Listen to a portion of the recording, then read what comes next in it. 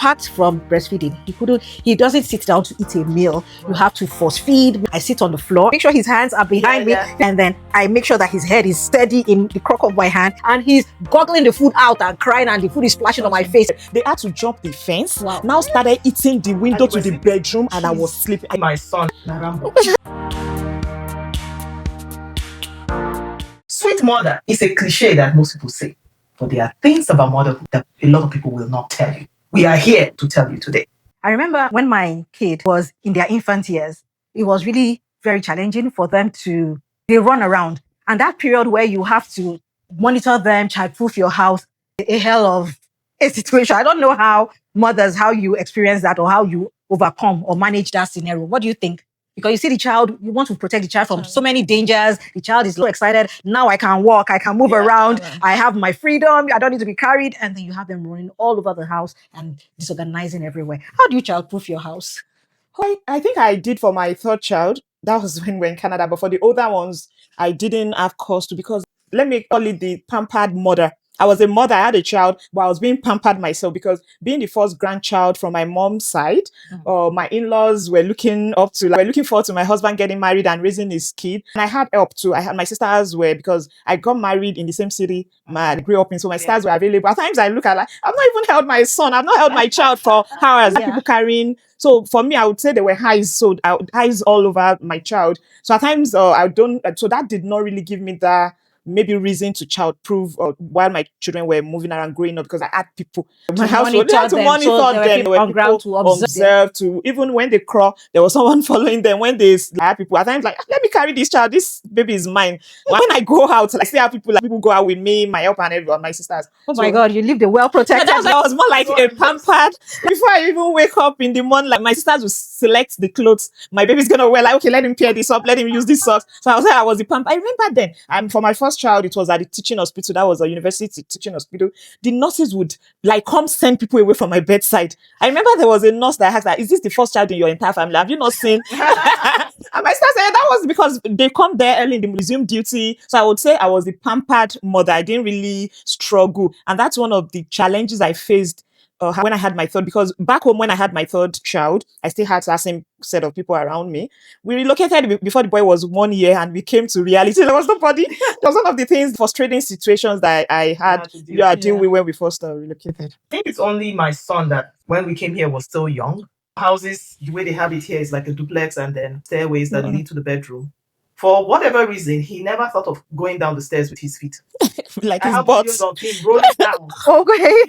He just goes down. Every time I would picture like a scene in a movie. I was like, no, and then oh my God. And so at some point I found out that, okay, he survives every time. So that's so I didn't childproof my house, but I know of families where they will put a gate at the entrance. Okay, he was how old was he then? He was like 2.5. So maybe that was why he was able to handle it.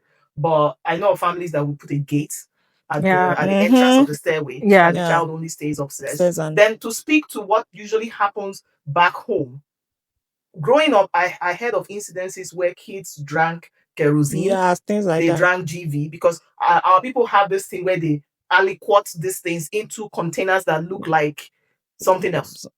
So you have, I'll give a very clear example. You know the normal water bottle that we use to drink. Yeah. Somebody will now pour kerosene there. So the child and then the child goes to. So I heard horror stories of that. So I told myself, once I start having kids, I'm not pouring GV inside the bottle that looks like a cough syrup. I'm not aliquoting anything. Let it stay as it is. Exactly, because kids need to be protected. We need to, like, put them out of harm's way by making sure that all the necessary caution is in place, so that they don't hurt themselves, harm themselves with knives, cabinets and all that. I don't think I really did too much childproofing, but I know I was always like overwhelmed, like, oh, don't go there, don't move around, because it's a trying period. So it's something we have to make sure we are safe about. I don't know if this happened to you ladies, but when they were younger, did you at any time wake up in the night to go and check if they're still breathing? Oh yeah, of course. Is there any mother that didn't do that thing? Like, you put your hair on their chest to see if they were still breathing. Of course, at times you wake up and you'll be looking at, is the chest? Is there a movement out there? I think every mother. Yeah. So those are the things that I think once you become a mother, a certain amount of sleepiness in you dies. Do you want to hear my Mhm. story? Yes. While I was a teenager, I can't sleep on water. Like, no matter what is happening, no matter how noisy an environment is, I would sleep. I remember while I was in secondary school, there was a day because usually I come back from school first. So I entered, I would lock the gates, lock the main building, the house. And my mom came back, every other person, because she picks my younger one from school and they come back in the evening. They were banging the gate. Usually when she presses the on of her car, like, get up, go on. But that day I was so scared. They had to jump the fence. Wow. Now started eating the window you to were the sleeping? bedroom, and I was Jeez. sleeping. I did Wow. before, like, we're eating the window, so Mhm. like that's the sliding window. That's when I woke up and I was like, that she was like, because she knew I was at home, and then there wasn't anything like mobile phone. It was landline that we had at home. She was calling the landline. It wasn't ringing. Everything, mind was entirely of that. Probably something they knew I was inside. Something might have happened to me. Or, yeah, not until they came to the bedroom, tried to open the sliding window, and they saw that I was sleeping. But that was when I now woke up. Do you know the funniest part? So my mom usually teases me that she doesn't know how I would cope when I have a child. So when I had my son, the baby crib was just by my side, but my son was getting up to breastfeed at the middle of the night wasn't something I found easy. Though I had my in-law come over, so most of my baby sleeps by my in-law, I sleep by my husband, and if she's even but to feed my baby. So my mom would tease me that I hope you won't sleep off and forget, lie on your child and be careful. And you know, no one taught me. I had my first child. It was just this conscious effort. Even if there was cockroach that crawls in that room, I wake up. If my baby did see that I'm awake, this connection between mothers and their child. Your baby, even for me, when I'm still at work and my son is crying at home, maybe for breastfeeding, I can feel that impulse on my boobs. Like, no, there's something. So is that for real? Because I've heard that before, that when the child is crying at home, It happened to me. Well, I feel that it's actually because by the time the child is ready to feed, you are also full, ready to also. So the hours have gone before you are due. So somehow you just feel that pressure on your breast that it's time to, it's filling up, and I think I need to give it out to some. Baby needs to suck on this. Okay, so is there anything your child did in the growing years that scared you out of your wits? For me, my daughter, she was 7. She swallowed a coin. Oh. And so it was evening, we were done with dinner and everything. We were going to go to my sister's house. And according to her, she said she wanted a party trick she would use to show cousins. So she had initial plan. The magic was she would show them a coin and then put it in her mouth and put it under her tongue. Incidentally, she swallowed it. So I was in my room getting ready to go to bed when my help that was with me then came and said, Auntie, she swallowed the coin. I said, how? She swallowed the coin. So I rushed into the room. Apparently, it knocked her airway, so she could really still talk. Why did you swallow a coin? She said, I was trying to practice a party trick. And so, again, I went to Dr. Google. And as far as Dr. Google was so afraid, I called the pediatrician that night. So she said, is she talking? I said, yes. Is she able to swallow? I said, yes. He said, bring her to the hospital the next day. We'll do a scan to know where the coin is and then know what next to do. So we got there. It had already progressed to her tummy, her stomach. So they said she will pass it out. So the next couple of days, it was me tuning inside my scary story. And I was like, so after that time, all the coins. I don't want to see any. Interesting. For me, I think the experience that I had, it didn't have to do with anything my kid did. You were my first son. And I think it was out of inexperience on my own part, because on the 8th day or 9th day after the naming ceremony, we went for the circumcision. And we got home after it was done. And we don't wear the nappy or the diaper on it. We just open it up just so that we'll have air flowing and healing. And I was my first experience seeing this kind of a thing. So we're observing, and I'm sure he was sore, he was crying, we give him something to relieve the pain and all that. Then sometime later, I noticed he put the first time, he put the second time. And by the time he was putting the third or fourth time, and it was just something little in the diaper. And I was getting worried. I was like, oh, he's putting too much. I hope he has not gotten some kind of stomach infection. And I was like, no, he'll be fine. I'm like, oh, but he's crying, he's restless, he's pooing. I don't want him to be dehydrated. I got walked up. So by the time, I don't know what might have stimulated, it could just be just some kind of discomfort due to the surgical procedure, because this one was done surgically. It was not the one they just put the ring and all that. So it was a surgical one. And I was like, let's take him to the hospital. So with my hindsight, knowing my medical knowledge, I was like, oh, it could be infection, Escherichia coli, So we took him to the hospital. We got there, we went to the pediatric department, they monitored him. And then the doctor told me, the pediatrician said, oh, his tummy looks bloated and we'll need to observe him. I was like, hey, but he's been pushed. Said, oh, she's not even worried about the stool. So that, and before then, an hour to that time, he never stooled again. How many times have he stooled? I can't remember how many times I even mentioned, but it looks a lot to me. And they were like, oh, it's not the tummy they're going to monitor. And the tummy was bloated. Do you know I regretted taking him to the hospital? Well, not because he didn't do well. We ended up staying in the hospital for 14 days. And the guy was better. The reason I took him to the hospital didn't happen again. His tummy was fine. But because they wanted to do some monitoring, and they feel the tummy was bloated. I felt he was well fed, he's breastfed, he's full. I feel he's full. Oh, we need to do something. They passed the NG tube into his tummy through the nose. My son screamed the whole night. I was so restless. My son, this was 10 days old baby. I was so restless. I was agitated. I was crying. He was crying all night. The doctors were just, oh my God, it was a hell of an experience. And from there, they referred us to the NICU. That's where they put neonatal intensive care unit. And you can't stay with your child. You can't sleep overnight. You have to leave the ward. Oh my God, I felt my world was ended. It was a harrowing experience. Although by the third day, I felt okay, because that first day, they were like, Madam, you have to go home. I was like, go home? I'm going to sleep in my car, but of course, mosquitoes wouldn't allow us sleep. And my husband was like, let's go home. I was like, no, I'm staying here. I'm staying here overnight. Well, stay here, you're the baby anyway. So why don't you go home, be well rested, and come back? I was like, what kind of heartless father are you? And your son is in ICU. Da, da, da, da, da. Well, later I realized he was correct, because I went home, I felt rested, but I didn't really rest that first night, because that night, my imagination was, what if I get there? They say your son has died. They say something has happened. I was thinking all sorts of nasty thoughts, but well, it was history. So that was a very scary experience for me. Now, our friends, if you have any story worth telling, we'd like to hear from you. And then please remember to subscribe and like. And I want to say a special thank you and a shout out to our subscribers, returning subscribers. Thank you for the comments. Thank you for the support. Thank you for the love. We really appreciate it. The experience after the first kid and then the second kid came along. How was that experience of, it's not just one child now, I have to take care of it. How was that? Should I start with you?